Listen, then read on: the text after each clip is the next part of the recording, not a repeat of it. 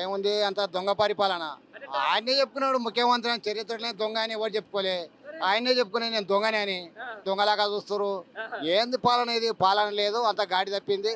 కేసీఆర్ అన్ని బిల్డింగ్లు కట్టి అది కలెక్టర్ బిల్డింగ్లు కట్టి, ఎమ్మెల్యేల క్యాంప్ ఆఫీసులు కట్టి, సెక్రటరేట్ కట్టించి ఈడ ఉన్న దాంట్లో పొయ్యి మీద నీళ్ళు మసలు పెట్టుకుంటున్నాడు.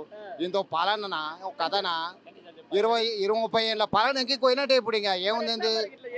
జనాలు ఏదో ఈ దొంగ మాటలు నమ్మిర్రు, దొంగ హామీలు నమ్మిర్రు. రేపు స్థానిక సంస్థల ఎన్నికలు కూడా మళ్ళీ దొంగ మాటలు చెప్తారు. అప్పుడు ఇప్పుడు నమ్మరుగా ఇక జనాలు ఏం నమ్ముతారు? ఇక అయిపోయింది. ఇక ఏంది బండాలం బయట పడ్డది. వాడే చెప్పుకున్నాడు కానీ నేనే దొంగలాగా చూస్తారని. దొంగ ఆడు దొంగని అనుకున్నారు. అంటే ఏముంది? రైతులకు కాల్సి వస్తున్నాయి ఇప్పుడు యూరియా దొరకక. ఒక్కనాడన్నా 10 ఏళ్ళలో ఒక యూరియా బస్తా లేకుండా ఉన్నదా? ఖాళీ ఫోన్ చేస్తే ఆటోలోకి ఫోన్ చేస్తే వేసుకొచ్చారు. ఇది ఎక్కడి కదా? నా పిల్లం నేను పోయి ఆడ వండుకున్నాం యూరియా కోసం. 3 రోజులు వాడినాం. కూర్చున్నాడు ఏసీలా.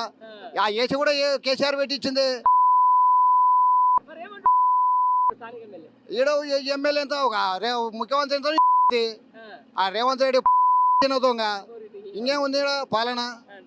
ఏం పాలన? గాడి తప్పింది మొత్తం. అంతా ఇడిచిపెట్టిన దాని లెక్క అయింది.